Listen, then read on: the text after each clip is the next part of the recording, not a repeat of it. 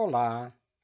Na continuidade da nossa leitura e estudo do livro Obreiros da Vida Eterna, de André Luiz, psicografia do Chico Xavier, chegamos aqui no capítulo 11, que se denomina Amigos Novos. No capítulo anterior, que se denomina O Fogo Purificador, nós vimos as explicações sobre esse fenômeno e também o deslocamento da casa transitória, né, para regiões menos trevosas e menos densas, em termos principalmente de pensamentos e sentimentos extremamente negativos, né? E é neste capítulo que nós vamos agora, com André Luiz, retomar o trabalho original a que o grupo que André Luiz pertence, esse grupo socorrista, que se destina exatamente aqui na Terra para auxiliar alguns espíritos encarnados, trabalhadores da colônia de Nosso Lar, e que por merecimento essa equipe que André Luiz participa, essa equipe deverá auxiliá-los no desenlace dos seus perispíritos do corpo material, ok? Nós gravaremos em duas etapas esse capítulo, ok? Amigos novos. Conduzindo equipamento indispensável ao trabalho, despedimos-nos da instituição socorrista, a Casa Transitória, colocando-nos a caminho da crosta. Jerônimo, nosso líder, dava-se pressa em auscultar os vários ambientes em que se verificaria a nossa atuação. Programou a tarefa com simplicidade e bom senso. Não nos distrairíamos com quaisquer investigações além da nossa missão previamente esboçada, e manter-nos-íamos em ligação incessante com a casa transitória para maior eficiência do nosso dever a cumprir. Naturalmente, explicou-nos Jerônimo, seremos forçados a diversas atividades de assistência aos amigos prestes a se desfazerem dos elos corporais do plano grosseiro, e a fundação de Fabiano será o nosso ponto principal de referência no trabalho. Nos instantes do sono, conduzimos até lá, para que se habituem lentamente com a ideia do afastamento em definitivo. Intrigado ao verificar tanta cautela, perguntei: meu caro assistente, todas as mortes se fazem acompanhar destas missões auxiliadoras? Cada criatura que parte da crosta precisa de núcleos de amparo direto? O amigo sorriu com indulgência, na superioridade legítima dos que ensinam sabiamente, esclareceu: absolutamente, André. Reencarnações e desencarnações, de modo geral, obedecem simplesmente à lei. Há princípios biogenéticos orientando o mundo das formas vivas ao ensejo do renascimento físico e princípios transformadores que presidem aos fenômenos da morte, em obediência aos ciclos da energia vital em todos os seres de manifestação. Nos múltiplos círculos evolutivos, há trabalhadores para a generalidade, segundo os sábios desígnios do Eterno. Entretanto, assim como existem cooperadores que se esforçam mais intensamente nas edificações do progresso humano, há missões de ordem particular para atender-lhes às necessidades. Sentindo minha estranheza, Jerônimo prossegue: não se trata de prerrogativa injustificável, nem de compensações de favor. O fato revela ordenação de serviços e aproveitamento de valores, André. Se determinado colaborador demonstra qualidades valiosas no curso da obra, merecerá sem dúvidas a consideração daqueles que a superintendem, examinando-se a extensão do trabalho futuro. No plano espiritual, portanto, muito grande é o carinho que se ministra ao servidor fiel, de modo a preservar-lhe o devotado espírito de ação maléfica dos elementos destruidores, com o desânimo e a carência de recursos estimulantes, permitindo-se simultaneamente que ele possa ir analisando a magnitude do nosso ministério na verdade e no bem em face do universo infinito. Ou seja, queridos, todo aquele que é trabalhador fiel, que cumpre com as suas obrigações e até às vezes mais do que lhe é imposto pelas leis misericórdias de Deus, nosso Pai, acaba trazendo para si, né, essas benesses da assistência, vamos dizer, ele se torna um espírito VIP, uma pessoa muito importante, mas não no sentido de privilégios imerecidos, mas sim de condições de merecimento pelo trabalho que a que se dedica e que nas explicações aqui de Jerônimo sempre a gente pode deduzir que estes auxílios têm também o pressuposto de acelerar para o próprio trabalhador, como para a própria comunidade, né, os trabalhos a serem executados, evitando-se perda de tempo em desencarne generalizado, mas focando-se na praticidade do auxílio direto a estes irmãos, como nós vamos ver um pouco mais adiante, ok? Ouvindo-lhe a elucidação, André lembra instintivamente dos tipos apostólicos que conhecera na experiência humana.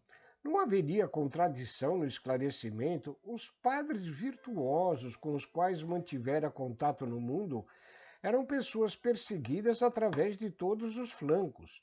Notava que criaturas de mais subido valor moral eram justamente as escolhidas para o assédio da calúnia constante. Sem relacionar apenas os da minha intimidade, recordava a própria história do cristianismo. Não era porventura cheia de exemplos, os temperamentos por muitos anos fervorosos na fé haviam sido pasto de feras. Os continuadores do Mestre foram vítimas de tremendas provações e ele mesmo alcançara o Calvário em passadas dolorosas. O assistente percebeu logo o jogo de raciocínio em que me desdobrava no íntimo e esclareceu. André, suas objeções mentais não têm razão de ser. A concepção humana do socorro divino é viciada desde há muitos séculos. A criatura pressupõe no amparo de Deus o protecionismo do sátrapa terrestre, espera perpetuidade de favores materialísticos injustificável, destaque entre os menos felizes, dominação e louvor permanentes. Costuma aguardar serviço, estima e entendimento, mas desdenha servir, estimar e entender quando não seja em retribuição. O subsídio celeste traduz-se por benditas oportunidades de trabalho e de renovação. Chega muitas vezes ao círculo da criatura como se foram gloriosas feridas, magníficas dores, abençoados suplícios. Enquanto predominem na crosta planetária ainda os impulsos de animalidade primitiva, os agraciados pela bênção divina serão, em sua maior parte, representantes do poder espiritual, os quais, de maneira alguma, ficarão isentos de testemunhos difíceis nas demonstrações imprescindíveis.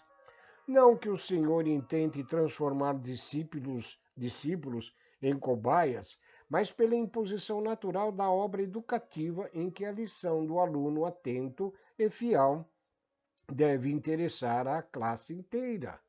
O que quase sempre parece sofrimento e tentação constitui bem-aventurança na transformação, transformando situações para o bem e para a felicidade eterna. Aquilo que nós aqui na Terra imaginamos dor, sofrimento, vamos dizer até uma coisa como se fosse um castigo a esses espíritos dotados de imensa crença e devoção na sua própria fé, né? Nada mais é do que processos de aprendizagem do próprio espírito, independente das nossas condições espirituais, nós nunca, mesmo que pelo trabalho com afinco nas lides do Evangelho do Senhor, né, nós nos isentamos das nossas responsabilidades angariadas ao longo das existências anteriores, né? Contudo, temos para nós, que devotados ao trabalho do bem, o benefício dos amigos espirituais a nos auxiliares nos nossos momentos de maior aflição, nas nossas provações, ok? Este é o ensino do Jerônimo, que lidera esse grupo socorrista que André participa.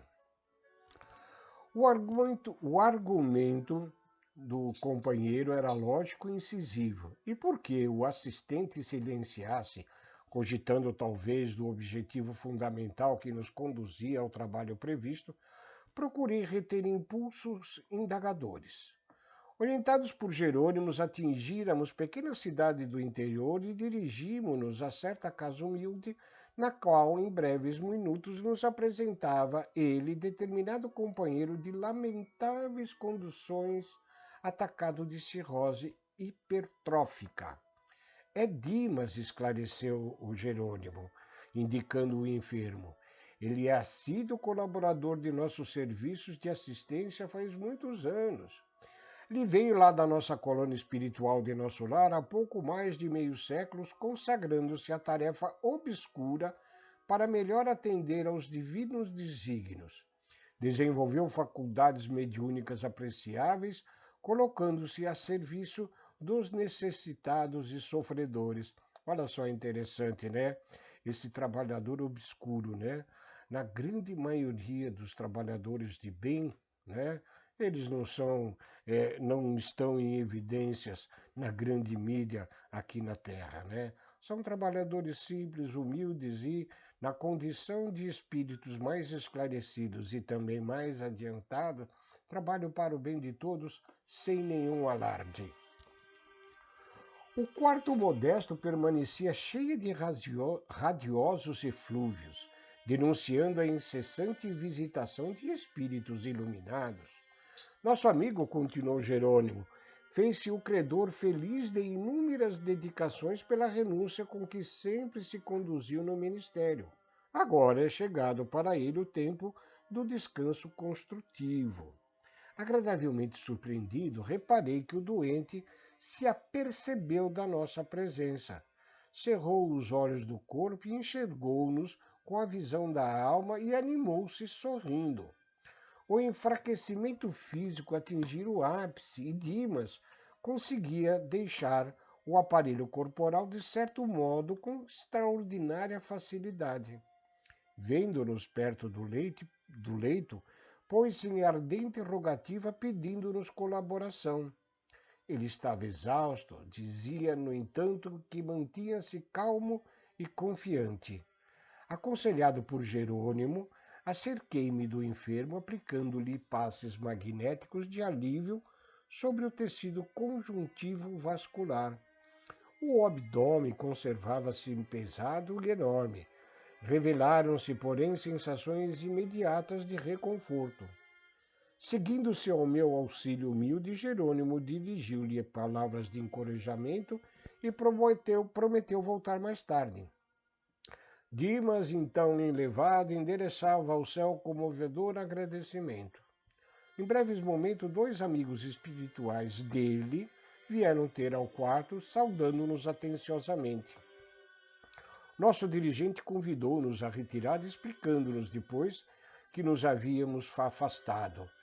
Após rápida visita aos interessados, reuni-los-emos em sessão de esclarecimento lá na casa transitória, de maneira a prepará-los para o fenômeno próximo da libertação definitiva. Esperaremos a noite para este fim. Da pequena cidade em que se localizava o primeiro visitado, dirigimos-nos ao Rio de Janeiro. Utilizávamos a volitação, prazerosos e felizes. Muito difícil descrever a sensação de leveza e a alegria inerente a semelhante estado após a permanência na escura região de que procedíamos lá nas trevas, na região da casa transitória. Fala-se muitas vezes que entre os encarnados na possibilidade da criação do aparelho de voo individual. Todavia, ainda no que se efetive a nova conquista, o peso do corpo físico, os cuidados exigidos pela máquina de propulsão e os riscos da viagem não podem de modo algum substituir a segurança e a tranquilidade que nos enche de tamanho bem-estar. Após a excursão normal, entre a casa transitória de Fabiano e a crosta terrestre, dentro de harmoniosa condição, conservávamos-nos descansados e bem dispostos, operando muito facilmente a volitação, não obstante a densidade atmosférica. Poucas vezes se me apresentara tão belo o espetáculo da paisagem terrestre. Serras e vales, rios e arroios, marcando cidades e vilarejos sob o espelho rutilante do sol, falavam-me ao coração da misericórdia do Altíssimo, congregando as criaturas em ninhos floridos de trabalho pacífico. Pensamentos de louvor ao Eterno Pai felicitavam-me o espírito. O casario compacto do rio achava-se agora à nossa vista. Não decorreu muito tempo e penetramos singular residência em bairro menos populoso e deparamos com enternecedora paisagem doméstica. Cavalheiro de idade madura, deitado em pequeno divã, apresentando terríveis sinais da tuberculose adiantada, sustentava comovente palestra dirigindo-se a dois pequeninos que apresentavam entre 6 e 8 anos, respectivamente. Formosa expressão de luz aureolava a mente do enfermo, que pousava nas crianças um olhar muito lúcido, falando-lhes paternalmente. O próprio Jerônimo parou a ouvi-lo junto de nós, agradavelmente surpreendido. Papai, mas o senhor acredita que ninguém morre? Indagou o filhinho mais velho. Sim, Carlinho, ninguém desaparece para sempre e é por isso que desejo aconselhá-los como o pai que sou. Fez-se-lhe mais terno o olhar e continuou ante o interesse agudo dos meninos. Creio que não me demorarei a partir. Para onde, papai? Atolhou o menor. Para um mundo melhor que este, para um lugar, meu filho, onde seu pai possa ajudá-los num corpo são, embora diferente. As crianças de olhos úmidos protestaram com carinho. Esforçou-se o genitor de modo visível para dominar-se e prosseguiu. Crianças, não devem manifestar semelhantes receios. Já organizei todos os negócios e a mamãe trabalhará substituindo-me até que vocês cresçam e se façam homens. Se eu pudesse, ficaria em casa, mas como se arranjariam comigo assim imprestável como estou? Por essa razão, Deus me concederá outro corpo e eu estarei com vocês sem que vocês me vejam. Sorriu conformado e ajuntou. Possivelmente seremos até mais felizes. Há muitos dias pretendo falar-lhes, como agora, para que fiquem certos do meu amor constante. Logo após o meu afastamento, sei de antemão que muita gente procurará desanimá-los. Dir-se-á que me afastei para nunca mais voltar, que a sepultura me aniquilou. Entretanto, previno a vocês de que isso não é verdade. Viveremos sempre a amarmos-nos uns aos outros cada vez mais. Note a atitude desse pai diante de seus filhos, ainda que pequenos. Não nos esqueçamos que mesmo as crianças, né, são dotadas de espíritos adultos, né, mas que na fase da reencarnação encontram-se como de fato crianças, ok? Mas que a postura desse pai em já ir explicando aos filhos os acontecimentos normais das nossas existências, principalmente a esta que é a única certeza real da nossa vida aqui na Terra, que é o do desencarne, né? Colocando já na cabecinha destas crianças, né, a ideia de que nós não deixamos de existir.